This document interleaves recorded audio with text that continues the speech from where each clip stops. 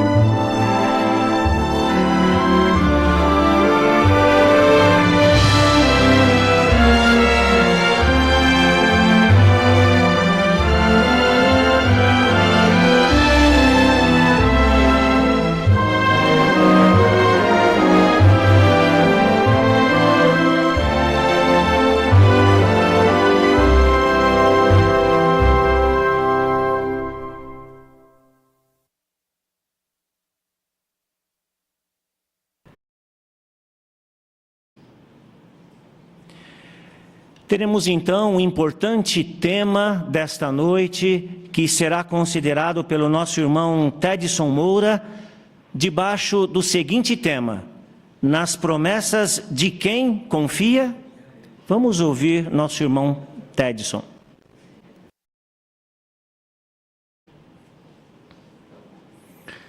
Alguém já fez uma promessa para você hoje?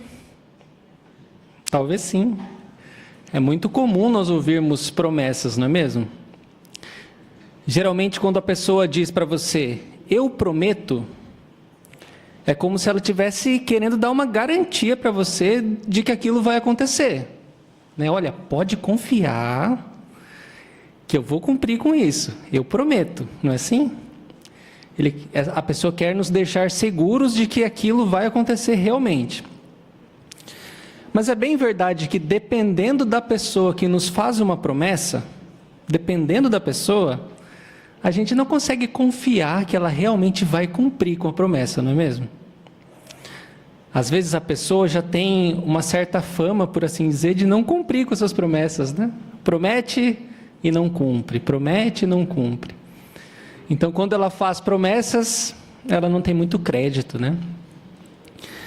E é muito triste dizer que muitas pessoas fazem promessas já com a intenção de não cumprir. E é uma verdade. Pensem, por exemplo, no exemplo dos políticos. Quantas promessas os políticos fazem, já sabendo que não vão conseguir cumprir, mas mesmo assim prometem. Quer ver um segundo exemplo? Aquele vendedor que te oferece aquele produto incrível, e o produto faz isso, faz aquilo, aí você se anima, você compra o produto, quando vai usar, não é nada daquilo que o vendedor prometeu. Já prometeu, sabendo que não ia cumprir. Então isso é muito triste e acontece muito. Mas é bem verdade que existem pessoas, e muitas pessoas, que fazem promessas com o desejo sincero no coração de cumprir com elas. A pessoa promete, ela quer cumprir com sua promessa. Mas mesmo assim, muitas vezes, a pessoa não cumpre também. E olha, pode ser até que tenha acontecido com você, de você ter feito uma promessa que você queria muito cumprir, mas aí aconteceu alguma coisa, você ficou doente, você teve um imprevisto, choveu, alguma coisa aconteceu, e aí você também não conseguiu cumprir com essa promessa. Todo esse cenário nos ensina uma verdade muito importante. Qualquer promessa feita por um ser humano não tem garantia nenhuma de que vai se cumprir. Qualquer promessa feita por um ser humano, mesmo que bem intencionado, não tem garantia nenhuma de que vai se cumprir. O ser humano pode fazer uma promessa e simplesmente esquecer o que prometeu. Né? Prometeu, esqueceu, daí ele não cumpre. Ou então ele pode fazer uma promessa e depois ele percebe que ele vai ter um prejuízo para poder cumprir, ou vai ter que se esforçar muito, daí ele deixa para lá e não cumpre também a sua promessa. Ou ainda, um ser humano pode fazer uma promessa hoje, e hoje mesmo acontecer alguma coisa, um acidente, e ele pode morrer, não é verdade? Parece trágico isso, mas é a pura verdade. Quantas pessoas morreram e deixaram promessas por cumprir? Né? Garanto que muitas pessoas. Então, qualquer promessa que um ser humano faz, não tem garantia nenhuma de que vai se cumprir. Agora, é muito diferente quando nós falamos das promessas que Jeová, o nosso Deus, o nosso Criador, nos faz. Essas sim podemos ter certeza de que vão se cumprir. Primeiro porque Jeová, ele tem a mente perfeita. Então é impossível que ele se esqueça de uma promessa que ele tenha feito. Segundo, porque Jeová Deus, ele é justo. Então, quando ele faz uma promessa, a sua justiça faz com que ele cumpra. Ele não vai desistir de uma promessa que ele tenha feito. E terceiro, porque Jeová, ele é imortal. Jeová não morre. Não existe o risco de ele fazer uma promessa, morrer e não cumprir, igual o ser humano. Tudo isso já deixa em Jeová, nosso Deus, alguém que nós podemos depositar nossa confiança, de que ele cumpre suas promessas. Mas se não bastasse tudo isso, veja que linda garantia ele nos deu, aqui na Bíblia, no livro de Isaías. Por favor, abra sua Bíblia, em Isaías, no capítulo 55. Isaías capítulo 55, e os versículos são 10 e 11. Nos diz assim: pois, assim como a chuva e a neve descem do céu e não voltam para lá sem antes saturar a terra e fazê-la produzir e brotar, dando semente aos que semeiam e pão aos que comem, assim será a palavra que sai da minha boca. Não voltará a mim sem resultados, mas certamente realizará o que for do meu agrado, e sem falta cumprirá o objetivo para qual a enviei. Conseguem perceber aqui a garantia que o nosso Criador nos dá? Ele compara as promessas dele assim como uma chuva, né? Por exemplo, quando a chuva cai aqui na terra e ela molha uma plantinha, o que acontece ali com aquela plantinha? A gente aprende isso lá na escolinha, né? Causa ali uma reação na plantinha e a plantinha cresce, não é assim? Então a chuva ela não cai do céu sem nenhum objetivo, só por cair. Ela sai lá do céu, cai na terra e cumpre com um objetivo. Assim são as promessas que nosso Criador nos faz. Ele diz que as promessas dele, elas não são feitas assim ao vento. São promessas que vêm com um objetivo e vão se cumprir. E agora, no decorrer dessa palestra, nós vamos estudar uma promessa que Deus fez a um homem e vamos ver tudo o que ele precisou fazer para cumprir com essa promessa. Bom, na verdade, era uma promessa dupla. Jeová prometeu a um homem chamado Abraão que, primeiro, daquele homem sairia uma grande descendência. E segundo, que aquela descendência moraria em um lugar especial, em uma terra prometida por Deus. Bom, vamos nos concentrar aqui na primeira parte da promessa. Daquele único homem sairia uma grande descendência de pessoas. Bom, até que parece uma promessa que não é tão difícil assim para Deus cumprir, não é? Afinal de contas, é normal que o homem constitua família, tenha filhos, seus filhos vão tendo outros filhos, né? E um dia ia realmente encher a terra. Parece que não é tão difícil assim de cumprir, mas se levarmos em conta que este homem, chamado Abraão, ele tinha cerca de 100 anos de idade, e sua esposa Sara, 90 anos de idade, e ainda era estéril, ela não podia ter filhos. Agora a promessa parece que ficou bem mais difícil para Deus cumprir, não é? Será que ele disse assim para Abraão: olha, Abraão, eu prometi, mas infelizmente, né, a sua idade avançada, sua esposa também não pode ter filhos, essa promessa eu não vou conseguir cumprir. Será que ele fez isso? Claro que não. Por meio de um grande milagre, o Criador fez com que aquela senhora de 90 anos, estéril, que não podia ter filhos, ficasse grávida e desse luz ao menino. Um grande milagre da parte de Deus. Esse menino cresceu, se casou, também teve seus filhos, que tiveram depois netos, né? Em um tempo relativamente curto, a descendência daquele único homem chegava na casa dos 3 milhões de pessoas. Percebe como Deus cumpriu a promessa que fez para Abraão? Bom, cumpriu a primeira parte, né? Lembram? A primeira parte, daquele único homem, sairia uma grande descendência. E a segunda parte? Aquela descendência moraria em uma terra prometida, em um lugar especial. Bom, quando a descendência de Abraão chegou ali na casa dos 3 milhões de pessoas, eles moravam no Egito e eles eram escravos. Então ainda não tinha se cumprido essa parte da promessa de Deus para ele, né? Bom, e agora? O que Deus faria para cumprir sua promessa? Para tirar aquelas 3 milhões de pessoas da escravidão no Egito e levar até aquela terra prometida, né? Bom, Jeová, ele libertou aquele povo por meio de grandes milagres. Nós conhecemos a história, as 10 pragas do Egito, né? Foram 10 grandes milagres que Deus fez ali para conseguir tirar aquela descendência de Abraão da escravidão no Egito. E o último milagre é esse que nós vamos observar aqui na primeira imagem desse discurso. Um milagre espetacular.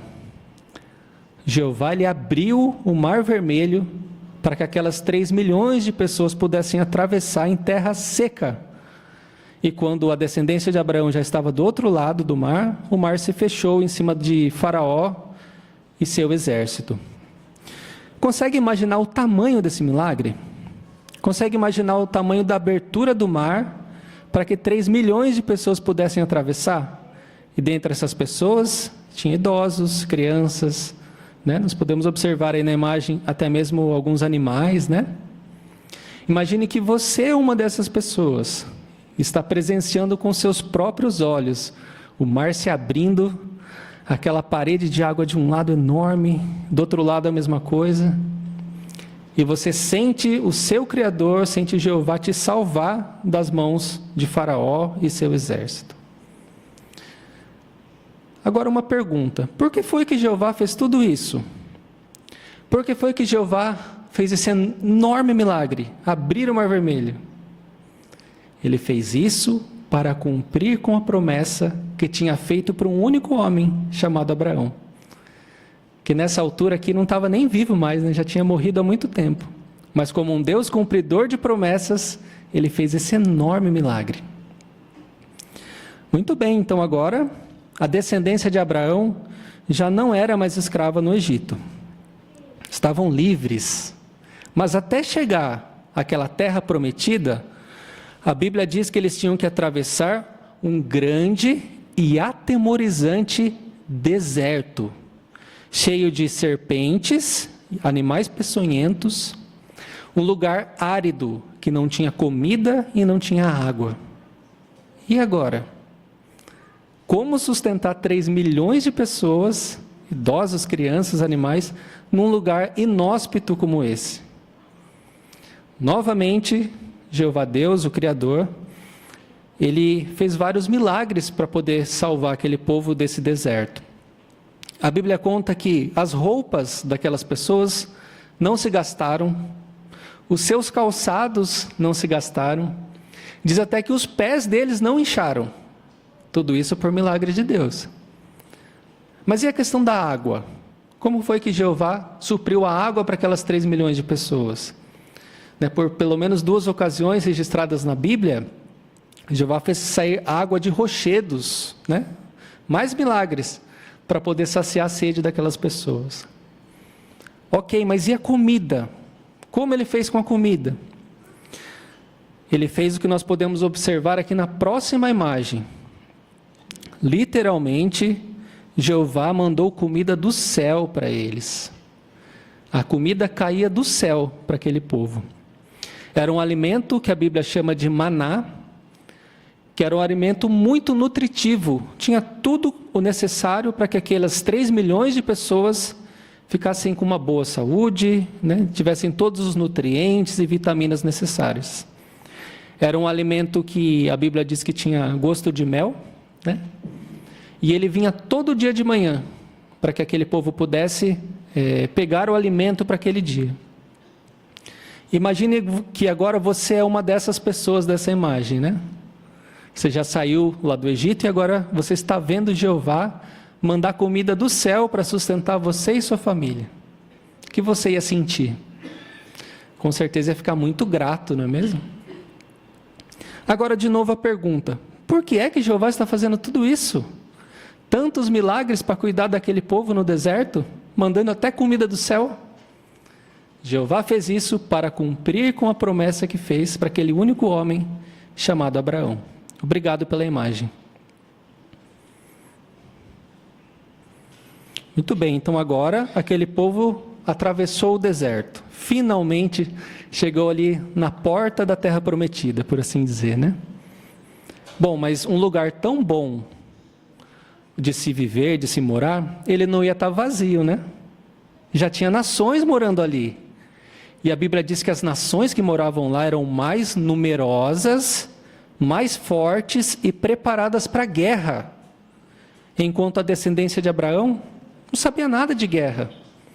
O que eles sabiam fazer é cuidar de ovelhas, fazer tijolos. Como é que eles iam fazer então para entrar naquela terra prometida, expulsar aquelas nações de lá? Será que Jeová disse assim para eles: olha, pronto, trouxe vocês até aqui, agora é com vocês? Não, claro que não. Jeová lutou as batalhas por aquele povo. Isso ficava muito evidente. Batalha após batalha, guerra após guerra.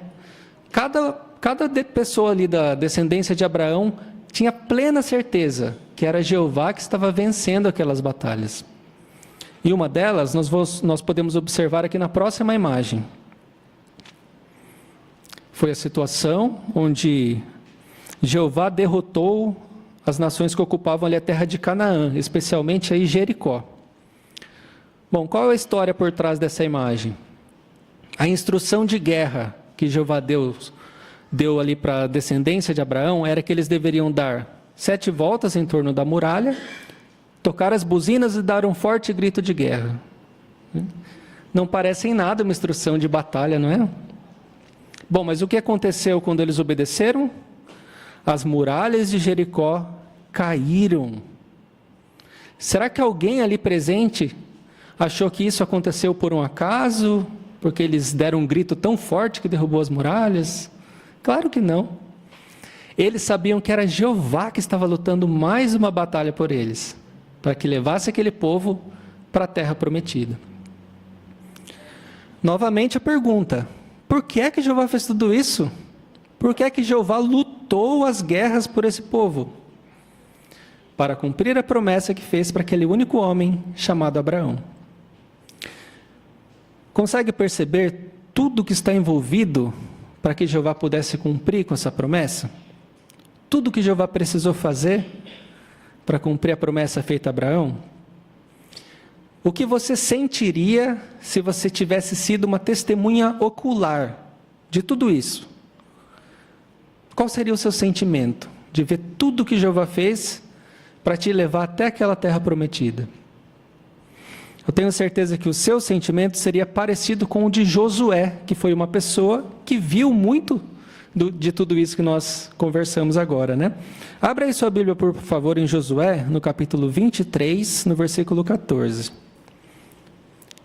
E veja o sentimento de Josué com relação a tudo o que Jeová fez para cumprir sua promessa. Josué 23, versículo 14. Diz assim: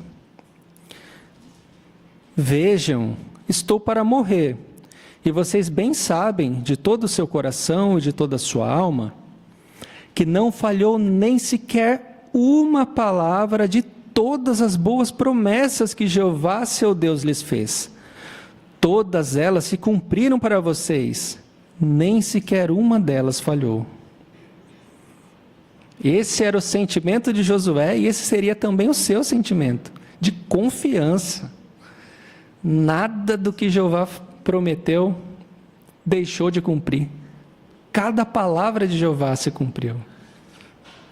Isso é muito bom. É muito bom quando nós pensamos nisso.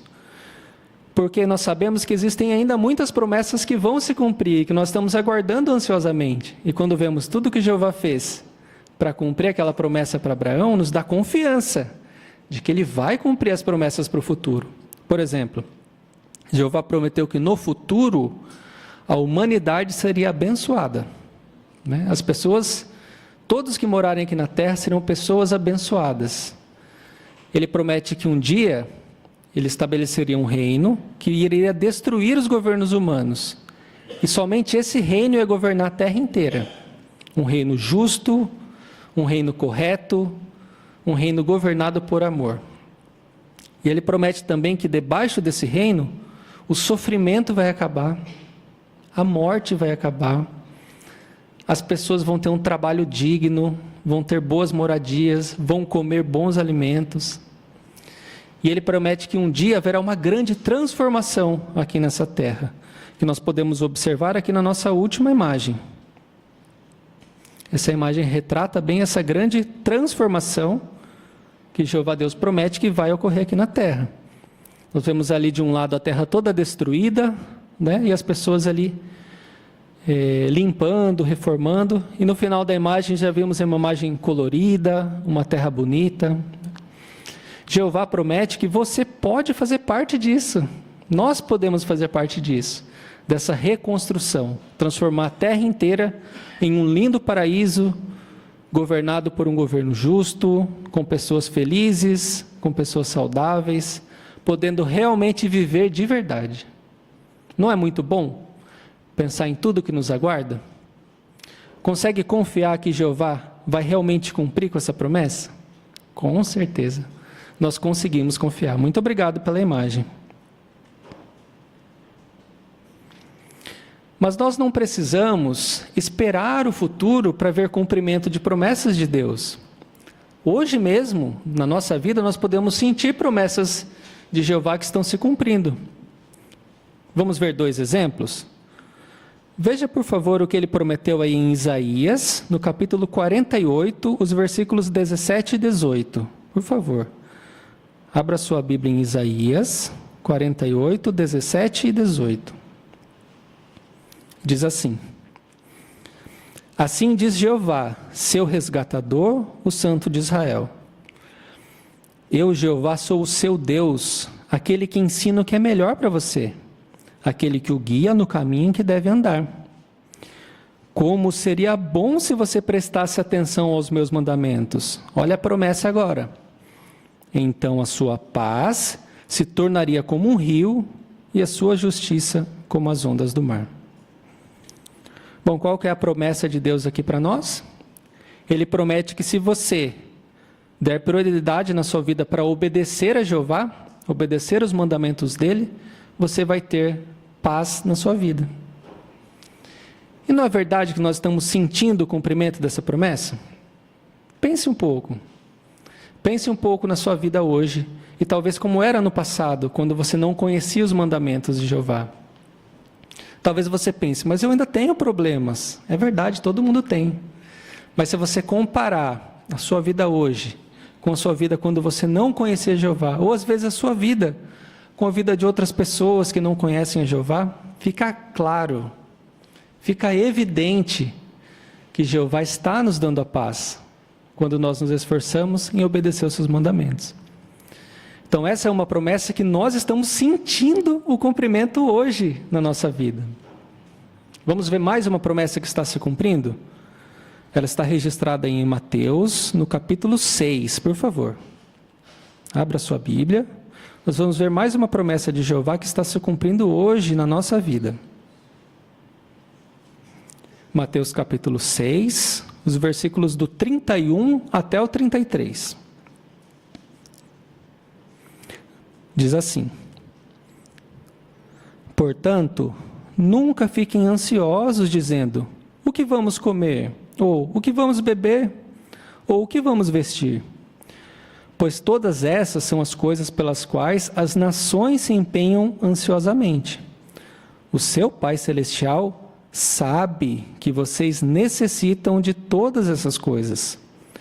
Persistam então em buscar primeiro o reino e a justiça de Deus, e todas essas outras coisas lhes serão acrescentadas. Bom, qual que é a promessa de Deus aqui para nós? Ele promete que vai cuidar das suas necessidades, se você der prioridade a aprender sobre Ele e a obedecer a Ele. E não é verdade que Ele está fazendo isso? Não é verdade que Ele está suprindo as nossas necessidades já faz muito tempo, né? Realmente Ele não nos deixa faltar nada. Tudo que nós precisamos, Ele nos dá. Desde que nós nos esforcemos em colocar os interesses dEle em primeiro lugar na nossa vida. Jesus Cristo disse aqui que Jeová, o Pai dele, Ele sabe do que nós precisamos, né? O que isso quer dizer? O que quer dizer quando Jesus disse que o seu Pai Celestial sabe do que você precisa? Bom, isso quer dizer que mesmo antes de você mesmo sentir a necessidade, Jeová lá no céu já sabe do que você precisa. Por exemplo, Jeová já sabe quando você vai precisar de uma roupa nova. Talvez você ainda não sabe, mas Ele já sabe. Jeová sabe se você tem talvez uma alimentação especial por alguma doença, isso exige um pouco mais, né? Certos alimentos específicos.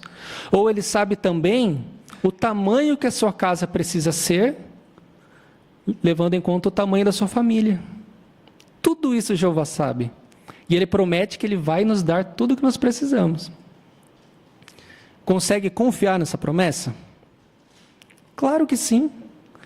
Se Jeová foi capaz de sustentar 3 milhões de pessoas num deserto que não tinha água, que não tinha comida, será que Ele não é capaz de cuidar da nossa família? Com certeza. Mais uma promessa que nós estamos sentindo Jeová cumprir hoje na nossa vida. Isso é muito bom. É muito bom nós vislumbrarmos o futuro, e é muito bom nós vermos o que Jeová já está fazendo por nós hoje. Bom, até agora, nós vimos nesse discurso que infelizmente muitas pessoas fazem promessas só por fazer, né? Já sabendo que não vão cumprir, como os políticos e os vendedores ruins, né?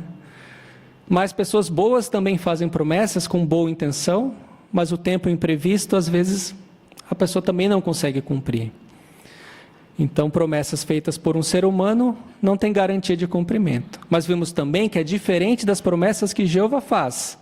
Jeová tem a mente perfeita, Jeová é justo e Jeová é imortal. E além de tudo, vimos tudo o que Jeová fez para cumprir a promessa para aquele único homem, chamado Abraão. Lembram da promessa?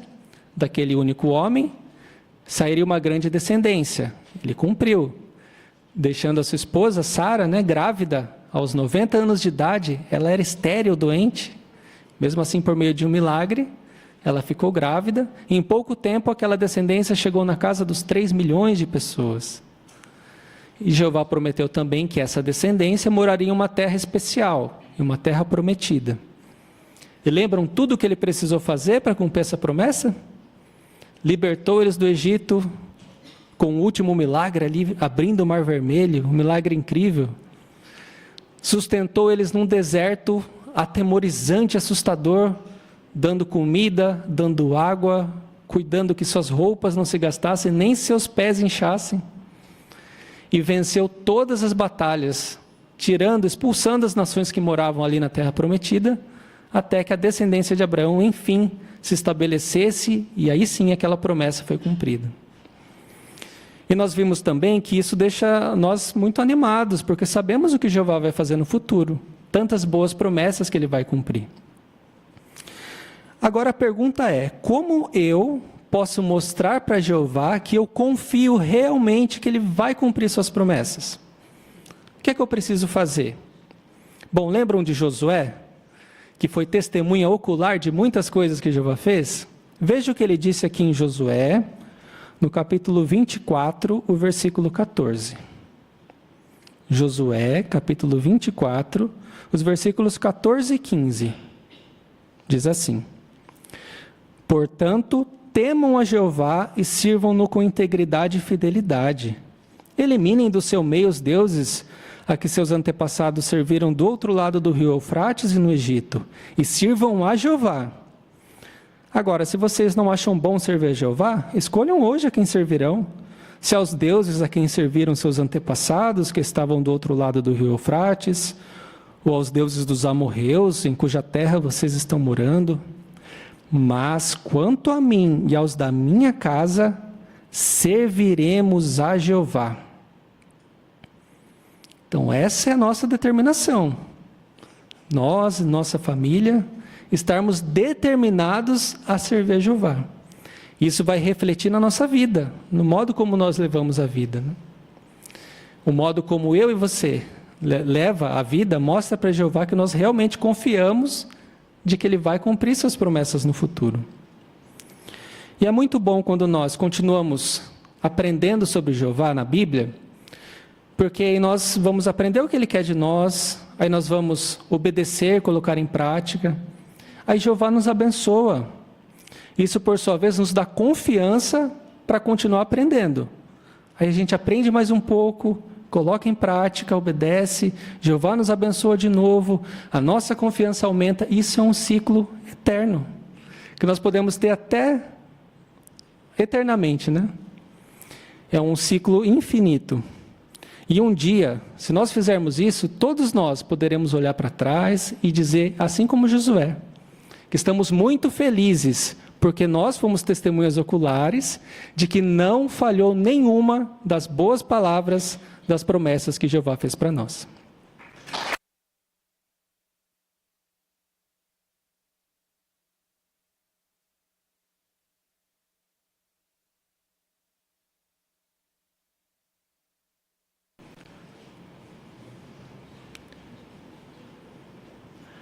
Somos muito gratos a Jeová, primeiramente, por ter preparado esse alimento espiritual para todos nós e que aumentou a nossa confiança, com certeza, nas promessas de Deus.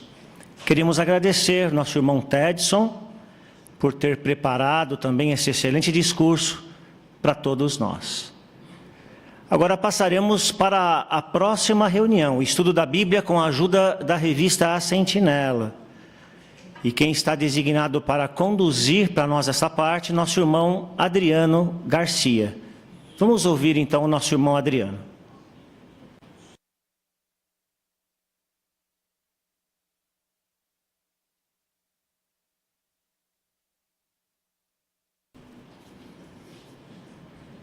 Vamos então iniciar de maneira animada a nossa consideração de A Sentinela. Convidamos todos aqui, por favor, fiquem em pé. E o estudo 42 inicia com o cântico de número 103. Você observa que o tema, os anciãos, são um presente de Jeová, baseado na carta aos Efésios, capítulo 4, versículo 8. Vamos cantar então?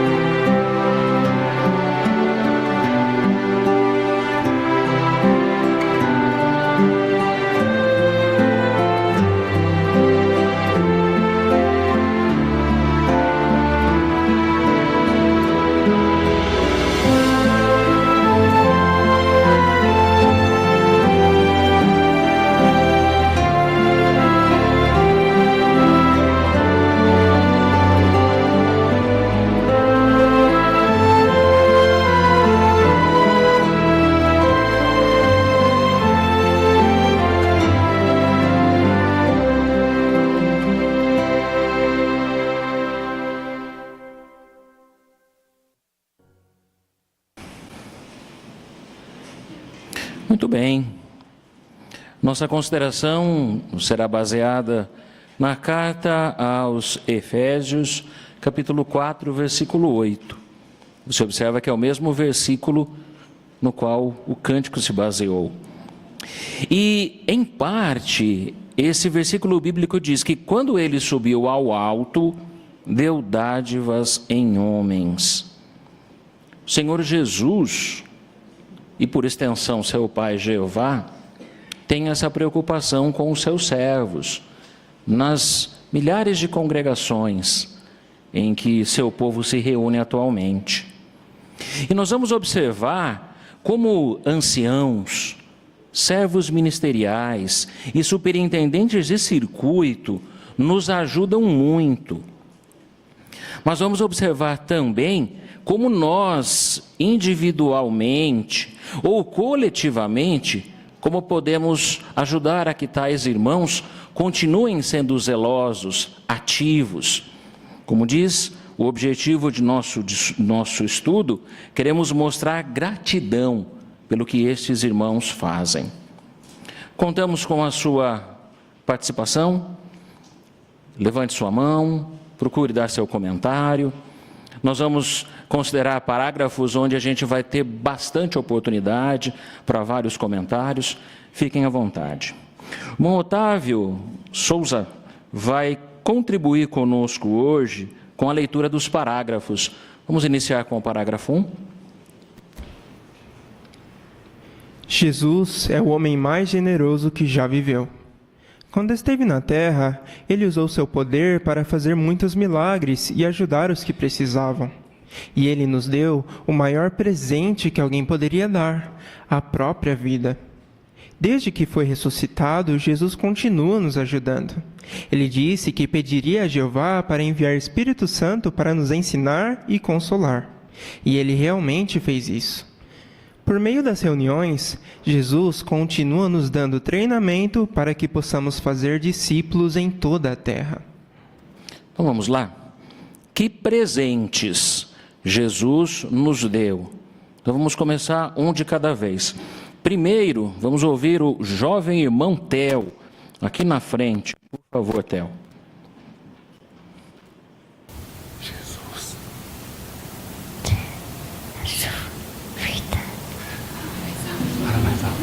Jesus deu a sua vida. Muito obrigado. Olha só. Muito bom, Theo. Todos nós gostamos muito de ouvi-lo, viu? Parabéns. E que mais? Que outras ajudas, que outros presentes ele nos deu? Mancida, aí ao fundo. Também nos deu o Espírito Santo para nos consolar e também as reuniões.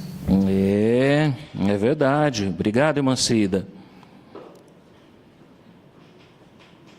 Parágrafo menciona que o Senhor Jesus, ele especialmente tem que preocupação com a gente, com o povo dele. Irmão Oscar. Ele dá o treinamento para que possamos fazer discípulos em toda a terra, para que progrida a obra e atinja toda a terra habitada. Muito obrigado, irmão Oscar. Muito bom. Vamos avançar um pouquinho agora ao parágrafo 2. Veja outro presente de Jesus. O apóstolo Paulo escreveu que depois que Jesus foi para o céu, ele deu dádivas em homens. Paulo explicou que Jesus deu essas dádivas, ou presentes, para ajudar a congregação de várias maneiras. Hoje, essas dádivas em homens incluem servos ministeriais, anciãos e superintendentes de circuito. É verdade que esses homens são imperfeitos e cometem erros, mas nosso Senhor Jesus Cristo usa esses irmãos para nos ajudar. Eles são um presente dele para nós. Vamos ler a carta aos Efésios, capítulo 4, versículos 7 e 8. Quem quer ler para a gente? Irmã Janete.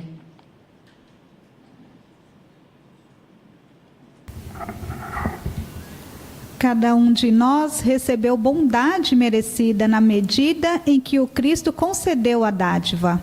Pois as Escrituras dizem: quando ele subiu ao alto, levou consigo cativos, deu dádivas em homens. Muito obrigado, irmã. Agora olha a pergunta: quem são as dádivas em homens mencionadas em Efésios 4, 7 e 8? E aí você pode usar a nota se você quiser também. Irmã Simone, por favor. Então, essas dádivas em homens incluem os servos ministeriais, os anciãos e os superintendentes de circuito. E a nota ainda diz aqui que os anciãos que são membros do corpo governante, ajudantes do corpo governante, também fazem parte desse grupo de dádivas em homens. Muito bom, obrigado, irmã Simone. Mãe Elaine, aqui à frente.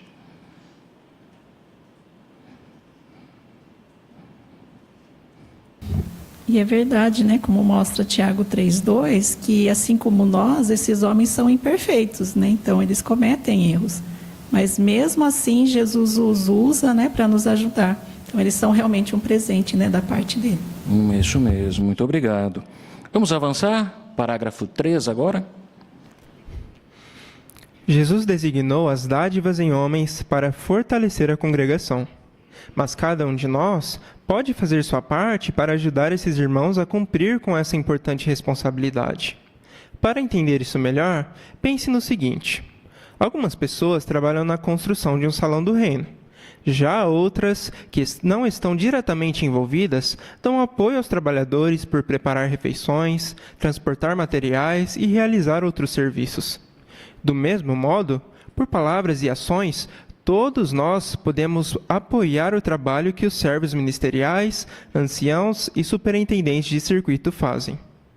Vamos ver como o trabalho deles nos ajudam e como podemos mostrar gratidão por eles e por Jesus, que foi quem nos deu essas dádivas em homens. A pergunta é: como cada um de nós pode dar apoio às dádivas em homens? Como? Irmã Selma.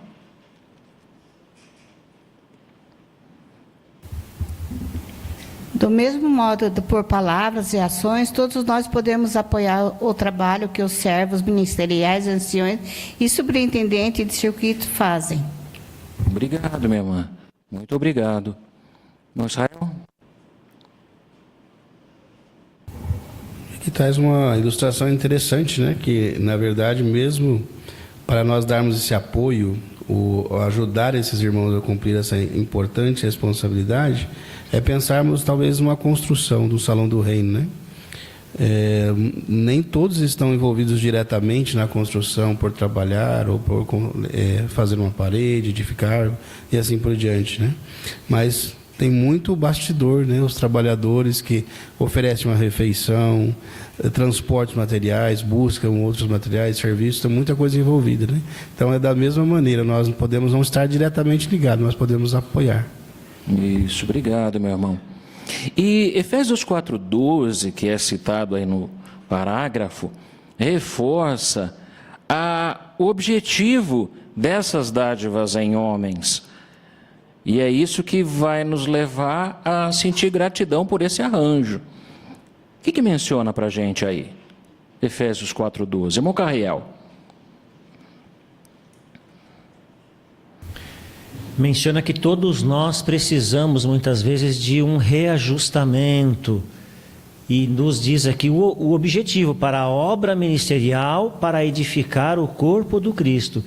Então, assim como Jesus ele comparou a congregação como um corpo, o qual ele é o cabeça, todos nós precisamos de um reajustamento. Obrigado, meu irmão. Então, essa é a razão, né, desse arranjo, desses homens existirem. Fortalecem as congregações. E como nós vimos, queremos apoiá-los.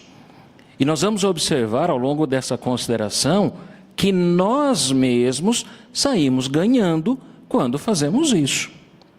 Vamos iniciar considerando os servos ministeriais. O subtítulo: os servos ministeriais prestam ajuda. Parágrafo 4 agora. No tempo dos apóstolos, alguns irmãos eram designados como servos ministeriais. Parece que Paulo estava falando sobre esses servos ministeriais em 1 Coríntios 12, 28, quando escreveu sobre a prestação de ajuda. Tudo indica que eles cuidavam de tarefas importantes para que os anciãos pudessem se concentrar no ensino e no pastoreio. Por exemplo, pode ser que os servos ministeriais fossem usados para fazer cópias de escritos bíblicos ou, talvez, comprassem os materiais necessários para produzir essas cópias. Vamos à pergunta: quais eram algumas tarefas que os servos ministeriais realizavam no tempo dos apóstolos? Madelmira? Que fala que tudo indica que eles cuidavam de tarefas importantes para que os anciões pudessem se concentrar no ensino dos pastoreios. Por exemplo, pode ser que os servos ministeriais fossem usados para fazer cópias de escritos bíblicos ou talvez comprassem materiais necessários para produzir essas cópias. Obrigado, Madelmira, por sua participação também. E 1 Coríntios 12, 28, tem uma expressão que resume ou sintetiza esse papel importante que os servos ministeriais desempenham. Irmão Gabriel Camargo?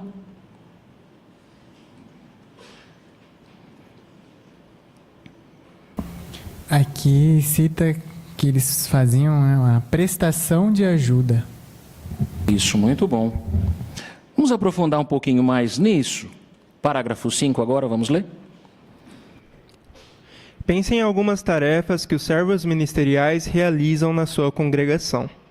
Eles talvez cuidem das contas, dos territórios da congregação ou dos pedidos e da distribuição de publicações.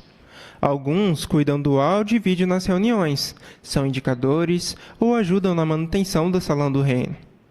Todas essas tarefas são necessárias para que a congregação funcione de maneira organizada. Além disso, alguns servos ministeriais fazem parte na reunião Vida e Ministério e dão discursos públicos. Um servo ministerial pode ser designado para ajudar um superintendente de grupo de serviço de campo, e às vezes, servos ministeriais são convidados pelos anciãos para fazer visitas de pastoreio. Vamos lá, temos margem para vários comentários. Quais são algumas tarefas que os servos ministeriais realizam hoje? Vamos começar com o irmão Amauri, aqui à frente.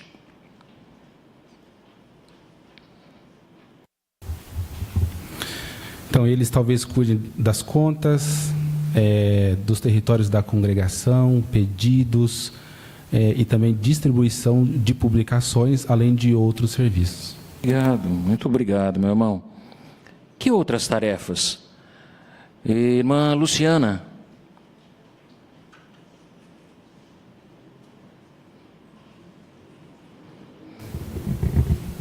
Alguns cuidam do áudio e vídeo nas reuniões e são indicadores que ajudam na manutenção do Salão do Reino. Isso, muito obrigado, minha irmã. Tem mais tarefa para fazer? Irmão Márcio, atrás de você, Tiago. E alguns servos fazem parte na reunião, na vida e ministério e dão discursos públicos. Isso, muito bem, muito bom. Parou aqui? Que outras atividades? Irmão Enzo, aqui à frente. Um servo ministerial, ele também pode ser designado para ajudar um superintendente de grupo de serviço de campo. É verdade, muito bom, muito bom. Irmã Jaziane? Então, 1 Coríntios 14, 40 fala que todas as coisas devem acontecer com um arranjo, né, com ordem. Então, a gente viu aqui que eles tanto participam da maneira mecânica, né, para a congregação funcionar bem, como ajudam também os anciãos na parte espiritual. Obrigado, minha irmã. Muito bom. Tem mais um detalhezinho aí que eles fazem. Irmã Késia, aí no fundo. Então, eles também são convidados pelos anciãos para fazer visita de pastoreio, né? Então, é o que a irmã acabou de comentar, na parte espiritual. Isso, muito bom. Pessoal, 1 Coríntios 4:10 reforça que atitude que os servos ministeriais têm, e a gente fica feliz de tê-los aqui em nossa congregação também. Moisés.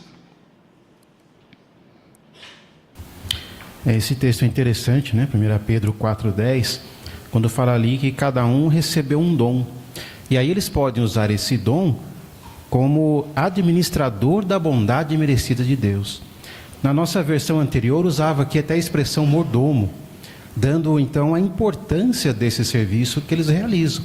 Então eles, como um mordomo, né, que administram uma casa, eles administram a bondade merecida de Deus. Então é um grande privilégio esse trabalho que eles prestam à congregação. É verdade, Moisés, muito obrigado. Parágrafo 6 agora, vamos ler? Veja o que algumas pessoas disseram sobre a ajuda que os servos ministeriais dão para a congregação. Beverly, uma irmã na Bolívia, disse: eu consigo aproveitar melhor as reuniões graças à ajuda dos servos ministeriais. Por causa do que eles fazem, eu posso cantar, dar comentários, ouvir os discursos e aprender com os vídeos e as imagens mostradas durante a reunião. Eles cuidam da segurança do salão e ajudam os que assistem à reunião por videoconferência. Depois da reunião, eles são os primeiros a limpar o salão. Eles também ajudam com as contas e entregam as publicações que precisamos. Eu tenho muito a agradecer pelo que eles fazem. Leslie, que mora na Colômbia e é esposa de um ancião, diz: meu marido conta muito com a ajuda dos servos ministeriais. Sem isso, ele seria ainda mais ocupado. Então, eu só tenho a agradecer pela disposição deles em ajudar. Provavelmente, você sente o mesmo pelos servos ministeriais da sua congregação. Por que devemos dar valor ao que os servos ministeriais fazem? Por quê, irmão Lucas? Conforme mostram o parágrafo, e nós sabemos disso aqui na nossa própria congregação, que eles cooperam por bom andamento da reunião, da congregação. Conforme mostra aqui, por exemplo, essa irmã faz o comentário que ela diz que ela pode cantar, dar comentários, ouvir o discurso, aprender com os vídeos e as imagens mostradas durante a reunião. Quem está por detrás disso? Os servos ministeriais. Então, realmente, devemos ser muito gratos por esse arranjo amoroso de Jeová em prover servos ministeriais. E é um lembrete, né, para aqueles que ainda não são servos ministeriais. Esforce-se para ser. Vocês serão muito úteis na congregação. Obrigado, irmão Lucas. Irmão Tiago. Acho bem interessante nos dois comentários. Um falou assim que eles são os primeiros a limpar o salão, e no outro comentário falou que meu marido conta muito com a ajuda dos servos ministeriais. Algo que me impressiona muito, principalmente na maioria sendo jovens, é a disposição deles, que eles têm em ajudar. Pelo menos em vários convites que eu fiz, tanto na manutenção do salão, como visita de encorajamento, é muito raro ver eles falar não. E geralmente quando fala é porque tem um grande motivo por trás. Mas geralmente eles são dispostos a ajudar os anciãos e também a congregação. Obrigado, irmão Tiago. Irmão Siqueira. Interessante para os servos ministeriais da congregação nossa saberem disso, né? O quanto são amados, o quanto estão ajudando as pessoas a aproveitar melhor as partes aí do ensino, das reuniões. Então, fica aí o nosso elogio também, as nossas palavras dessas irmãs para os servos ministeriais. E é interessante que o texto aí de Timóteo fala: pois os homens que servem bem lhes adquirem para si uma boa reputação e pode falar com grande confiança sobre a fé em Jesus Cristo. Parabéns aí aos nossos servos ministeriais. Obrigado, Mosqueira. Parágrafo 7. Mas não basta só sentir gratidão pelo que os servos ministeriais fazem. A Bíblia nos incentiva: mostrem-se gratos. Christopher, um ancião na Finlândia, explica como ele mostra sua gratidão.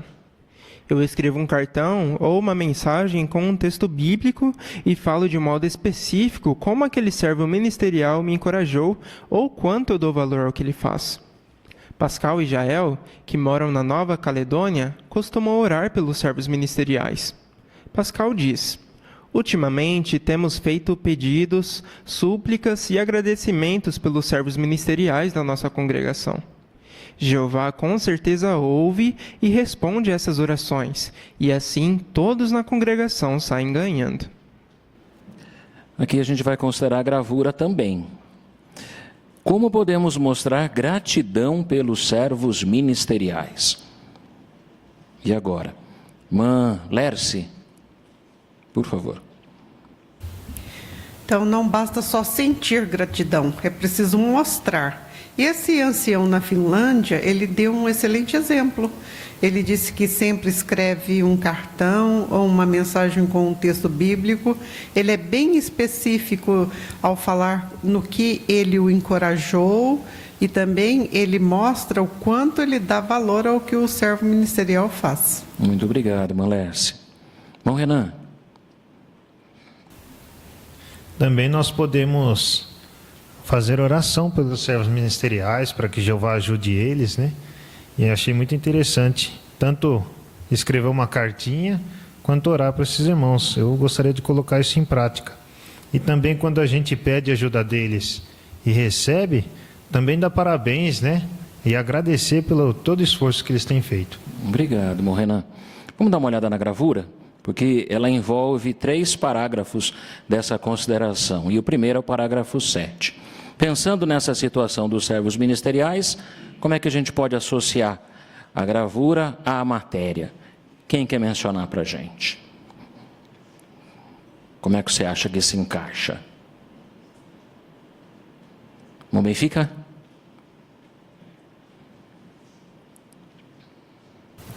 Ela se encaixa no modo de nós sermos gratos ao serviço dos servos ministeriais.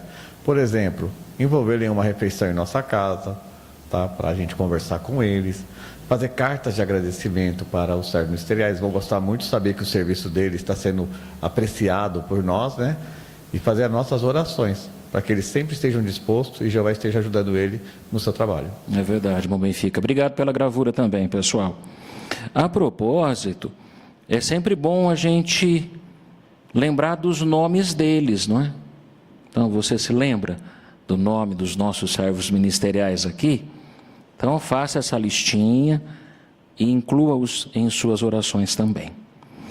Vamos falar sobre os anciãos? Os anciãos trabalham arduamente. Parágrafo 8. No tempo dos apóstolos, os anciãos trabalhavam bastante para ajudar a congregação. Eles presidiam a congregação, ou seja, organizavam reuniões e tomavam decisões. Eles também aconselhavam os irmãos e as irmãs de modo específico, mas com amor e com o objetivo de proteger a congregação.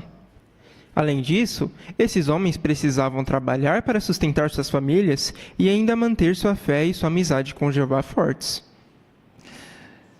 Vamos ler 1 Tessalonicenses, capítulo 5, versículos 12 e 13. Vamos ouvir a irmã Júlia. Vai ler para a gente, Júlia, por favor? Pedimos agora a vocês, irmãos, que respeitem os que trabalham arduamente no seu meio, que presidem a vocês no Senhor e que os aconselham. Tenham a mais alta consideração por eles em amor, por causa do trabalho deles. Sejam pacíficos uns com os outros. Muito obrigado, Júlia, por sua leitura. Por que Paulo escreveu que os anciãos trabalhavam arduamente? É a pergunta desse parágrafo. Irmão Lopes?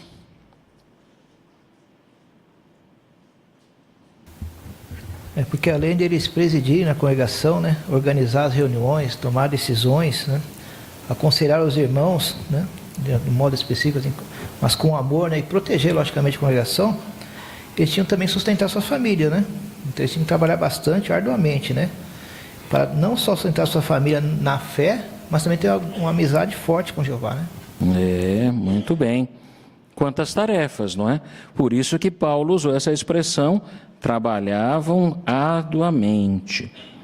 Vamos avançar um pouquinho agora, parágrafo 9, vamos ler. Os anciãos hoje em dia também são homens bastante ocupados. Para começar, eles são evangelizadores. Eles nos dão um bom exemplo por participar com zelo no serviço de campo. Eles também organizam a pregação no território da congregação e nos treinam para sermos bons instrutores e publicadores. Os anciãos também servem como juízes, justos e misericordiosos. Quando alguém comete um pecado grave, eles se esforçam para ajudá-lo a recuperar sua amizade com Jeová.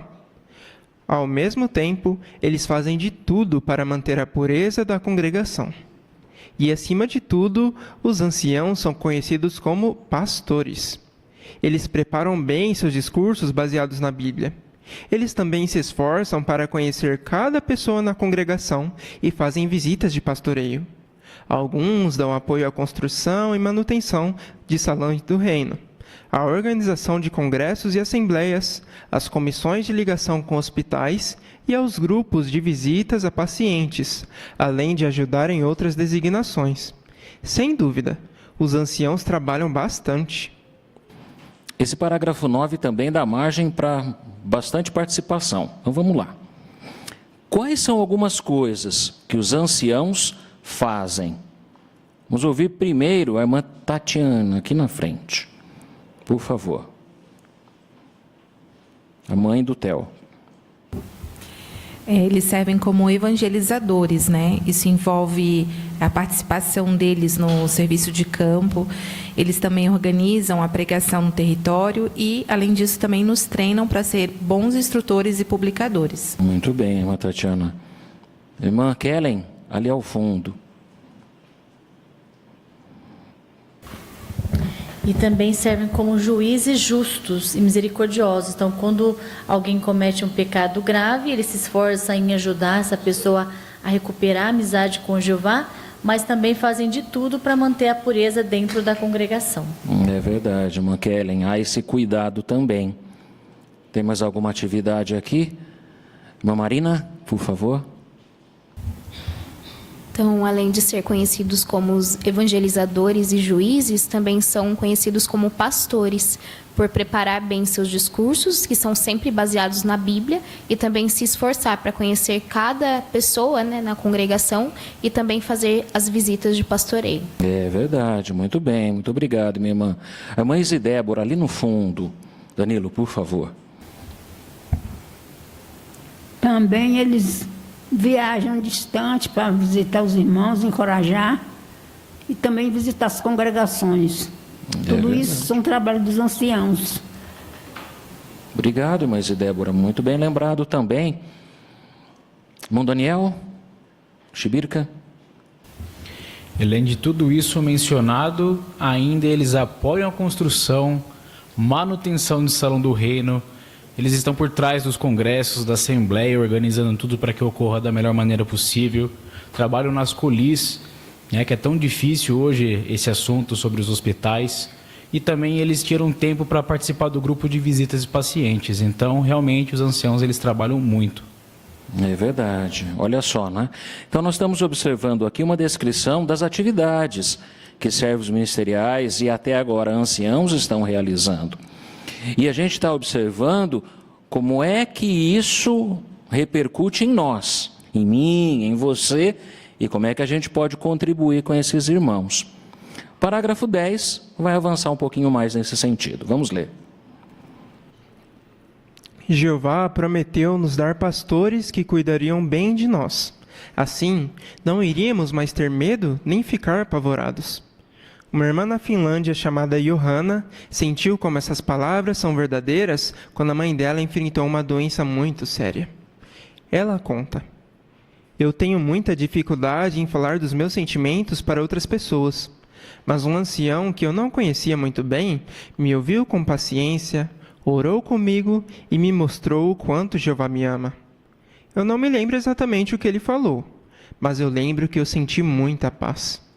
Eu tenho certeza que Jeová o enviou para me ajudar exatamente na hora que eu precisava. Você se lembra de alguma vez que os anciãos da sua congregação já ajudaram você? A pergunta é por que damos valor ao que os anciãos fazem. Irmão Lucas Rafael. Porque Jeová ele nos deu pastores que cuidam bem de nós. E eles não, assim como o texto de Jeremias 23:4 diz que nós não iríamos mais ter medo nem ficar apavorados. E o parágrafo cita um exemplo de uma irmã da Finlândia que sentiu exatamente isso quando um ancião foi na casa dela, e falou que ela sentiu muita paz. E eu senti isso na prática recentemente com a minha avó doente. Então os anciãos com certeza estão sendo de muita ajuda para cuidar das necessidades que houve com ela, né? Principalmente na questão do hospital. Então, todos os anciãos se colocaram à disposição em estar ajudando, continuam fazendo visitas para ela, né? Tanto que o final do parágrafo pergunta, né, como que eles ajudaram. No meu caso, eles me ajudaram e continuam ajudando, mostrando assim, né, que Jeová, as promessas de Jeová nunca falham. Assim como ele prometeu, os anciãos fazem cumprir. Obrigado, irmão Lucas, por sua participação também. Irmã Joelma, aqui à frente.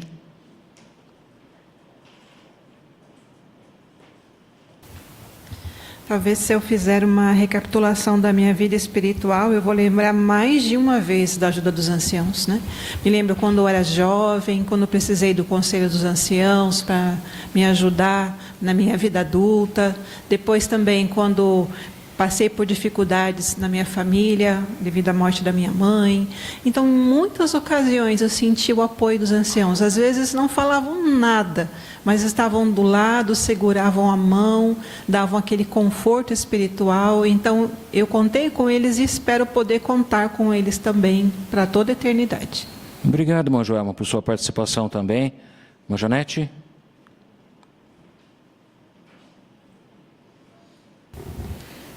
Eu realmente também dou muito valor, né, a essas dádivas que Jeová nos deu, pois me lembro de várias vezes, né, que os anciãos puderam assim me ajudar. Às vezes eu me sentia como se minha mão estivesse se abaixando, né, e eles com tanto amor, com a ajuda de Jeová, me ajudou, né. Então eu sou muito grata por tudo. Obrigado, irmã Janete. Irmão Gabriel Camargo, aqui à frente. Tiago. Isso com certeza é uma coisa que a gente sente mesmo, inclusive até o que o parágrafo mostra. A irmã citada aqui, ela cita que ela tinha muita dificuldade em falar o que ela sentia para outras pessoas. E ela mesma disse que esse ancião era alguém que ela não conhecia bem. Mesmo assim, ela sentiu a paz de Jeová. Então, da mesma forma, nós, e eu também já senti isso com os anciãos, como eles são acessíveis e eles mostram que se importam mesmo e usam a palavra de Deus para nos ajudar. Isso realmente faz com que eu tenha mais confiança neles e não precise sentir nada de ruim. Isso mostra que realmente eles são enviados por Jeová. Obrigado, irmão Gabriel. Vamos continuar, parágrafo 11. Jeová fica feliz quando mostramos gratidão de coração pelos anciãos por causa do trabalho deles. Henrietta, que também mora na Finlândia, diz: os anciãos estão sempre dispostos a ajudar, mas isso não quer dizer que eles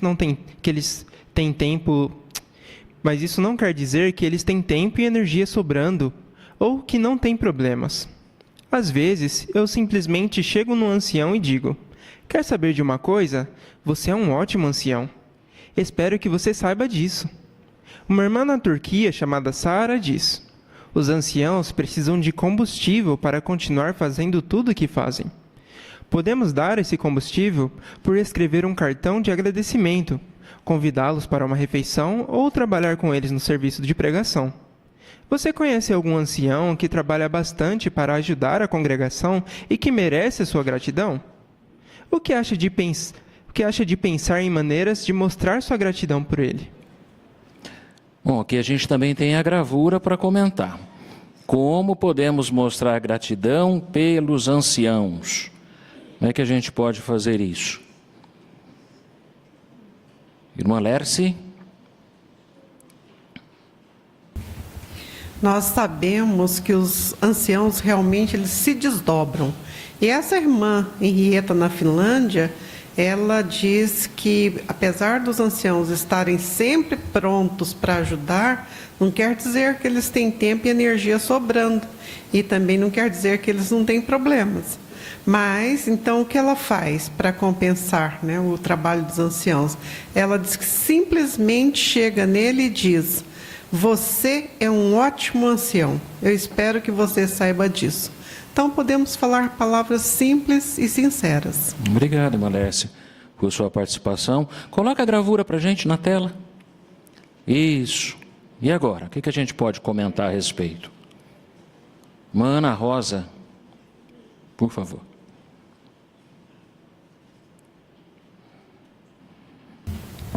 Eu achei interessante também, essa irmã chamada Sara, ela disse que os anciãos precisam de combustível para fazer tudo o que fazem. Então, nós podemos dar esse combustível a eles, né? Talvez escrevendo um cartão de agradecimento, ou convidá-los até mesmo para uma refeição, ou trabalhar com eles no serviço de pregação. É verdade, mana. Obrigado. Aí nessa ilustração, nessa gravura, nós observamos que, como é que está o semblante desse irmão, no caso agora desse ancião. E talvez a gente pensando no que a gente está considerando, o que está sendo refletido então? Irmã Késia. E a gente pode ver que os irmãos colocou em prática 1 Coríntios 16, 18, né? Nessa gravura. Reconheça o valor de homens como esses. Então, quando reconhecemos os anciãos, né, que trabalham arduamente, ficam assim, com esse semblante, né? Querem trabalhar mais, porque o que eles fazem é por amor aos irmãos. É verdade. Obrigado, irmãos, inclusive pela gravura. Obrigado, Maquésia. Aí vem aquela perguntinha, lembra todos os anciãos? Nossa congregação aqui, ela é privilegiada, né? Nós temos 11 servos ministeriais e 24 anciãos, né? Então, é assim, é bom fazer essa listinha, né? Vai lá e coloca esse pessoal na oração, por favor. E podemos aplicar essas diversas sugestões aqui para mostrar aos irmãos a gratidão que sentimos. Isso faz bem, isso anima para que continuem zelosos e alegres, assim como os superintendentes de circuito. Próximo subtítulo, os superintendentes de circuito fortalecem as congregações. Parágrafo 12. Algumas dádivas em homens que Jesus deu para as congregações ajudam de outra maneira. Ele usou os anciãos em Jerusalém para designar Paulo, Barnabé e outros como superintendentes viajantes. Com que objetivo? Assim como os servos ministeriais e os anciãos, os superintendentes viajantes fortalecem as congregações. Esses homens abrem mão do seu próprio conforto e, às vezes, até mesmo arriscam a vida para ensinar e encorajar outros. Quem Jesus usava para fortalecer as congregações no tempo dos apóstolos? É a pergunta. Quem? Irmã Aparecida Góes. Jesus usava os anciãos, e esses anciãos designavam outros para serem viajantes. Então, assim como nós, servos ministeriais e os anciãos, os superintendentes de circuito fortalecem também as congregações. Isso é verdade. Aí, irmão Renan, vamos lá. Deixa o irmão Renan falar. Por favor, meu irmão. Em Atos 15, especialmente no versículo 41, destaca o esforço que Paulo, junto de Silas, naquele momento, no primeiro século, fizeram em passar por algumas congregações e fortalecê-las na fé. Então, realmente, se nós analisarmos, inclusive, o crescimento do cristianismo naquele primeiro século, essas visitas que Paulo e outros apóstolos fizeram foi de fundamental importância para fortalecer aquelas congregações e corrigir alguns comportamentos que precisavam ser corrigidos de tempos em tempos. É verdade, Morena, foi fundamental, não é? Isso mesmo, essa provisão amorosa do Senhor Jesus. Nós temos 1 aos Tessalonicenses, capítulo 2, versículos 7 e 8, para ler. Vamos deixar a irmã Ivanúzia, por favor, ler para a gente.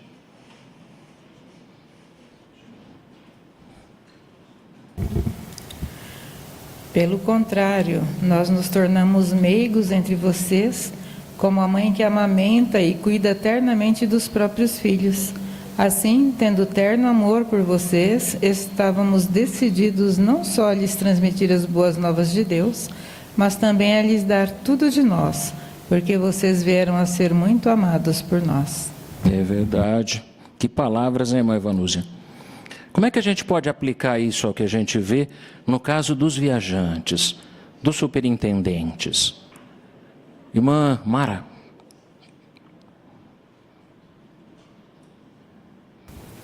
Quando lemos aqui no versículo 8, que eles estavam decididos a dar tudo deles mesmos a favor das ovelhas de Jesus, Nós vemos isso hoje nos superintendentes. Por quê? Porque eles abrem a mão do seu próprio, da sua própria conforto, da sua própria vida. Arriscam a vida algumas vezes, em algumas histórias que a gente já ouviu deles, em locais perigosos, né? Tudo isso com o único objetivo, é ensinar e encorajar todos os membros das congregações que eles visitam. Isso então nos faz termos gratidão e sempre procurarmos, quando eles nos visitam, mostrarmos isso para eles, a importância do serviço que eles realizam. Realizam para Jeová, mas com intenção do amor que eles têm por nós. Isso mesmo. Obrigado, Amara. Parágrafo 13, vamos ler. Os superintendentes de circuito estão sempre na estrada. Alguns viajam centenas de quilômetros entre uma congregação e outra. Toda semana, o superintendente faz vários discursos, faz visitas de pastoreio, realiza uma reunião com os pioneiros, uma reunião com os anciãos e reuniões para o serviço de campo. Ele prepara discursos e organiza as assembleias de circuito e os congressos. Todo ano, ele é instrutor da escola de pioneiros e também organiza uma reunião especial com os pioneiros do circuito. Além disso, às vezes Betel pede para que eles cuidem de outras tarefas importantes ou até urgentes. Aqui também vários pontos que podemos destacar.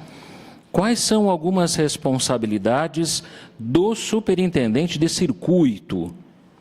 Começando com a irmã Imery.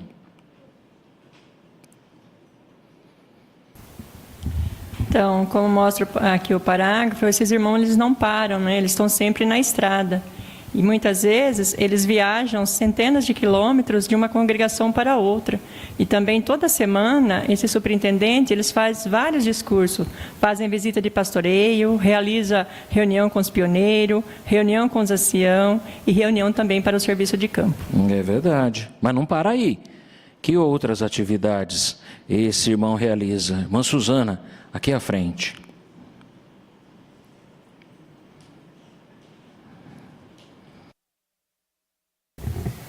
Ele também prepara discursos, organiza as assembleias de circuito e os congressos. E todo ano ele é instrutor da escola de pioneiros e também organiza uma reunião especial com os pioneiros de circuito. É mesmo, olha só. Parou aí? Ou tem mais alguma coisa que acontece? Irmão Souza?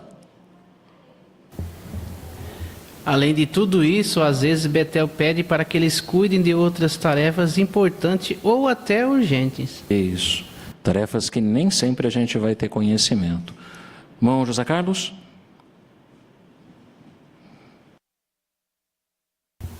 Não está escrito aqui, mas está subentendido, vamos dizer assim. Mas esses irmãos também, eles são exemplos para nós quanto à pregação. Porque a gente vê que de quarta até domingo eles estão no campo. É interessante até que teve um viajante nosso aqui que uma vez trouxe até um morador para participar da reunião, para estar aqui na reunião. Então a gente vê o zelo desses irmãos superintendentes fazendo esse trabalho que não é só fazer discursos ou trabalhar ou tudo que já está escrito aqui, mas que eles também vão ao campo. É verdade, muito bom. Parágrafo 14 agora, vamos ler. Por que podemos dizer que os superintendentes de circuito são um presente para as congregações? Um irmão na Turquia disse o seguinte: a cada visita eu fico mais motivado a ajudar os irmãos da minha congregação. Eu já conheci muitos superintendentes e nunca nenhum deles me passou a impressão de que era ocupado demais ou não queria conversar. Johanna lembra de quando trabalhou na pregação com o superintendente de circuito, mas eles não conseguiram falar com ninguém. Ela conta: mesmo assim, eu nunca me esqueço daquele dia. Minhas duas irmãs tinham se mudado para longe e eu estava com muita saudade delas. O viajante me fortaleceu e me ajudou a ver que essas distâncias são apenas temporárias. Agora, talvez não dê para morar perto da família e dos amigos, mas no novo mundo, teremos toda a eternidade para ficar juntos. Esses são apenas alguns exemplos de como os superintendentes são uma bênção para aqueles que visitam. Por que podemos dizer que os superintendentes de circuito são uma bênção para as congregações. Por quê? Irmão Lucas? Porque eles nos motivam, nos encorajam. Eu mesmo fui muito beneficiado quando era bem jovem, ou criança, podemos dizer assim, de trabalhar com superintendente de circuito. Me encorajaram muito, né? E lembro até de um dos casos que eu fui encontrar um deles quase 40 ou 50 anos depois, e foi encorajador que ele se lembrou daquele tempo que ele trabalhou comigo quando era criança. Então, realmente, é muito benéfico. Se muitos aqui são o que são hoje, que eles estão firmes na organização, porque receberam a ajuda desses superintendentes de circuito, tão preciosos, tão zelosos. Muitos deixaram uma vida num país rico e vieram para um país de terceiro mundo, e com a mesma alegria que eles tinham lá em seu país. Então, realmente, é muito bom trabalhar com esses homens. Todos deveriam fazer arranjo de trabalhar com eles. Obrigado, irmão Lucas, por sua participação. Irmã Amanda?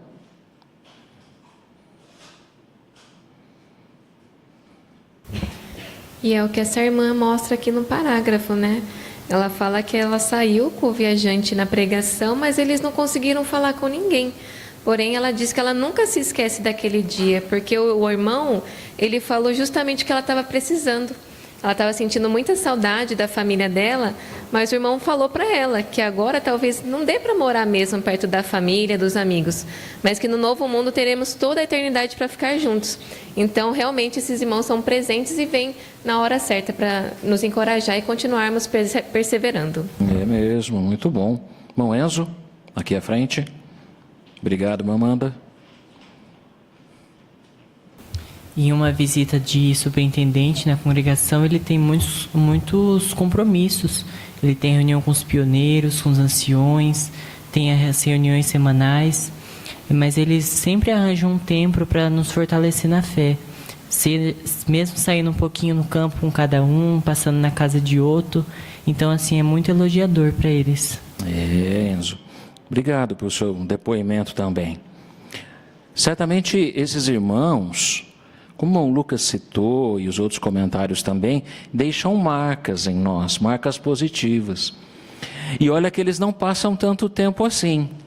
Ficam entre 2 a 3 anos nos circuitos. Não é assim? Mas o amor que demonstram, a preocupação que demonstram, marca-nos profundamente. Assim como aconteceu no caso do apóstolo Paulo, porque Atos aqui no final relata o quê? O que aconteceu? Irmã Joelma, aqui à frente.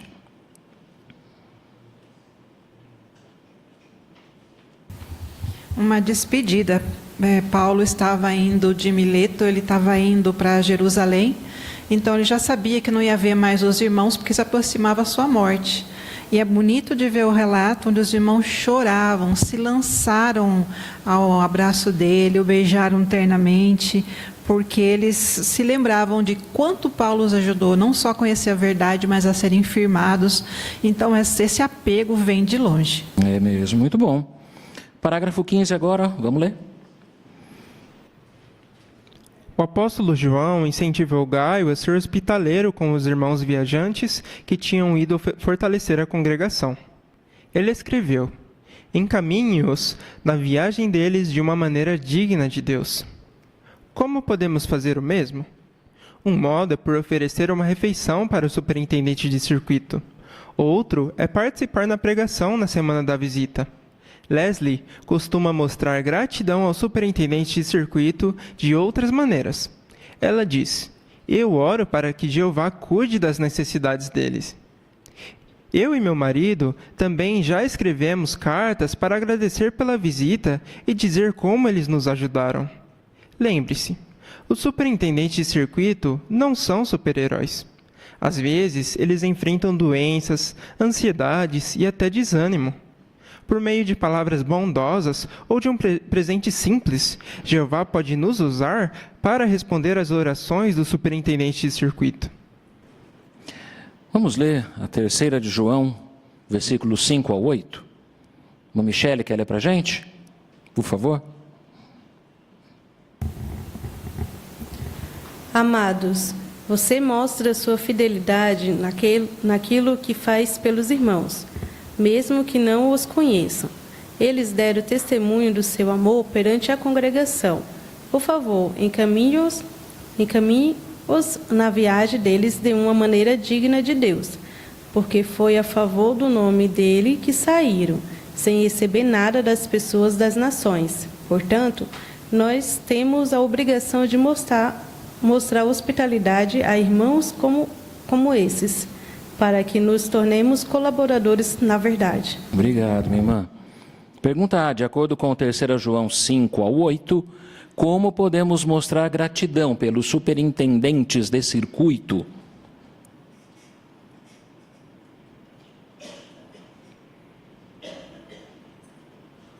Irmã Ana Rosa, aqui, à frente, Tiago.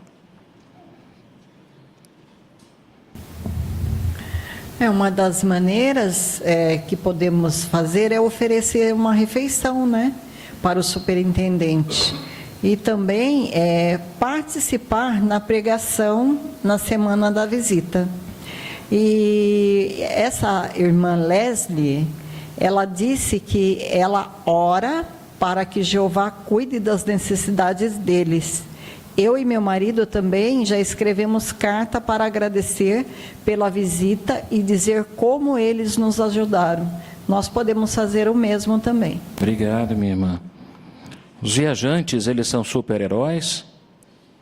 Uma Edna, aqui à frente. Então, devemos lembrar que eles não são super-heróis, né? Às vezes eles enfrentam doenças, enfrentam ansiedades, assim como nós. Eles enfrentam também desânimo, né? E por meio de uma palavra bondosa, podemos ser bondosos, né? Dessa forma seriam expressar, usando palavras simples e bondosas com ele, e às vezes até retribuindo esse carinho com presentes aos nossos irmãos anciãos. Que Jeová se agrada muito quando agimos dessa forma. É verdade.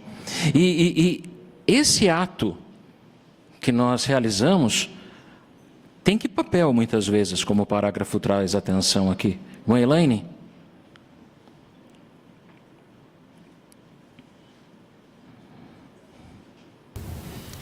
Pode ser exatamente o que o irmão pediu na oração para Jeová. Olha só. Pessoal, coloca na tela a gravura. E aqui a gente observa um viajante, todo animado, dando de si para as congregações. Normalmente ele visita em torno de 20 congregações num circuito, cada semana numa delas. Mas quando todas as congregações, quando todos os irmãos e as irmãs dão suporte, mostram, não apenas sentem gratidão, mas mostram-se gratos, o resultado é esse irmão trabalhando dessa maneira.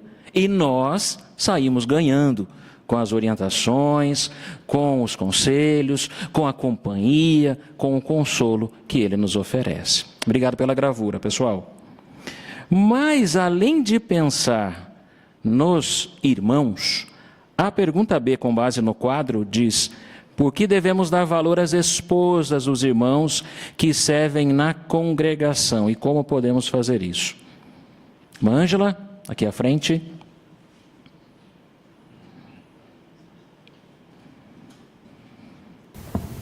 Então, para que os irmãos possam ajudar a congregação, né, essas esposas também fazem sacrifícios. Então, uma coisa importante que devemos fazer é agradecer. Pode ser palavras simples, né? Aqui até mostra, né? Podemos dizer obrigado por dividir seu marido com a congregação. E isso vai fazer muita diferença para fortalecê-las. É verdade, muito bom. Obrigado, minha irmã. Tem mais algum outro detalhe que o quadro traz à atenção, que é importante, que também façamos? Irmã Mara?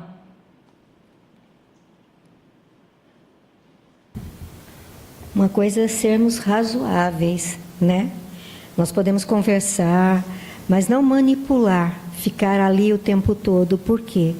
porque nós precisamos entender que ele também tem a prioridade da família dele. Então, ela também precisa de atenção, ela também precisa de um tempo para ela junto do marido. Então, nós temos que entender isso e sermos razoáveis nesse sentido. É verdade, Mamara. A esposa é a ovelha, né? E é a ovelha, talvez a principal ovelha que ele tem que cuidar. Bom, Gabriel, tem mais coisa ainda? E é algo que, por mais simples que seja, mas que todos nós podemos fazer, e foi citado em todos os irmãos, né? É a oração. É importante lembrar que se esses irmãos servem como dádivas em homens, também as esposas deles vêm de Jeová. Até porque é um requisito para esses irmãos servirem assim, é que tenham uma família juntamente com Jeová. Então é importante orar a Jeová por elas, pedir que Ele as fortaleça. Até mesmo conhecer, como o irmão citou, assim, os nomes dos irmãos servos, anciãos, superintendente, também os nomes das irmãs, para que seja algo pessoal, porque elas também são importantes para que esse irmão cumpra bem sua designação. Obrigado, irmão Gabriel. Vamos encerrar a consideração. Tem o último subtítulo: Precisamos de mais dádivas em homens. Lê o 16 para a gente, Otávio. Em todo o mundo, existe a necessidade de mais irmãos que possam servir como dádivas em homens. Se você é um irmão batizado, será que está ao seu alcance ajudar? Você está se esforçando para ser servo ministerial? Se você já é servo ministerial, tem o desejo de ser ancião e de trabalhar ainda mais para cuidar dos irmãos na congregação? Será que você pode fazer algumas mudanças na vida para cursar a escola para evangelizadores do reino? Essa escola vai treinar você e ajudá-lo a ser ainda mais usado por Jesus. Se você acha que esses privilégios estão além da sua capacidade, ore a Jeová. Peça a Ele que o Espírito Santo ajude você a cumprir com qualquer designação que receber. Quem lê Provérbios 3:27 para a gente? Irmã Cecília, por favor.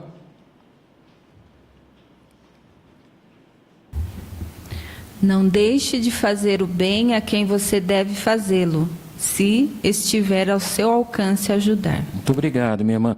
Com essas palavras em mente, que perguntas cada irmão deve fazer a si mesmo? Quais são as perguntas que devem ser feitas? Quem quer apresentar para a gente? Irmão Renan?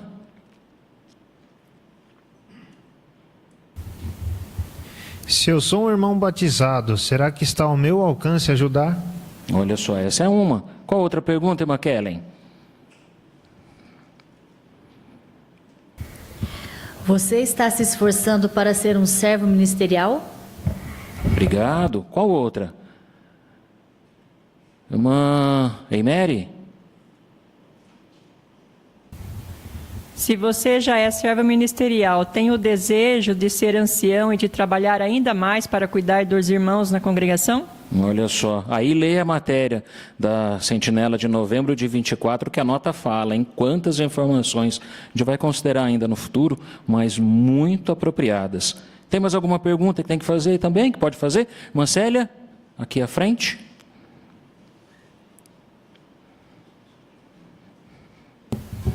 Será que você pode fazer alguma mudança na vida para cursar a escola de evangelizadores do reino? Olha só. Faz a pergunta e faz mais o quê? O que é sugerido fazer aqui? Irmão Júlio? Se nós acharmos que esses privilégios estão além de nossa capacidade, então a ideia é orar para Jeová, pedir a Ele que nos dê Espírito Santo para ajudar a cumprir as designações futuras. Isso mesmo. Irmãos, a organização de Jeová precisa. Nós precisamos de mais dádivas em homens. Vamos encerrar, Otávio? Lê o último para a gente, o 17. Os irmãos que Jesus tem usado como dádivas em homens são uma prova de que Ele continua cuidando de nós nesses últimos dias. Nosso Rei, Jesus, é amoroso, generoso e observador. Ele nos dá irmãos bem preparados para cuidar das nossas necessidades. Ao pensar nisso, você fica muito grato, não é verdade? Então, procure oportunidades de mostrar que você dá valor a esses homens tão esforçados. E nunca se esqueça de agradecer a Jeová. É Ele que nos dá toda boa dádiva e todo presente perfeito. Otávio, muito obrigado pela boa leitura que fez, ajudou-nos bastante na consideração. Parágrafo 17. O que as dádivas em homens nos ensinam sobre o nosso Rei, Jesus Cristo?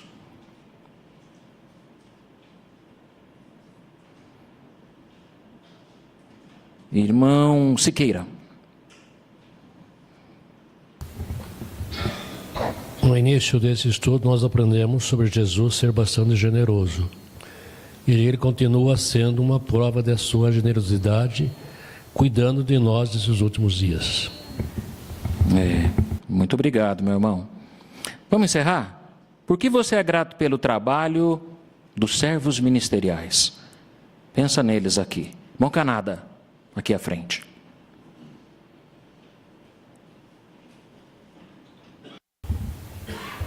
Agradecemos aos servos ministeriais porque eles desempenham vários trabalhos mecânicos e também ajudam a fazer partes espirituais. Assim, nós podemos concentrar nas designações mais espirituais. É verdade. Obrigado, meu irmão.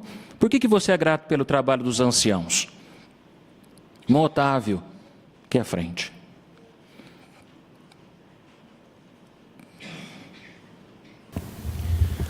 Porque os anciãos servem de evangelizadores, dando ótimo exemplo, nos ajudando a melhorar na pregação, também nos pastoreiam, cuidando de nossas necessidades espirituais, principalmente em momentos difíceis.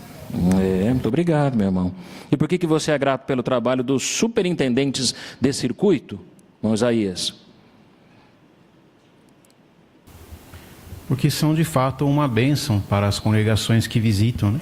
São irmãos abnegados, que abrem mão do seu próprio conforto para beneficiar, para ensinar e encorajar outros. Verdade, é verdade. Obrigado, meu irmão.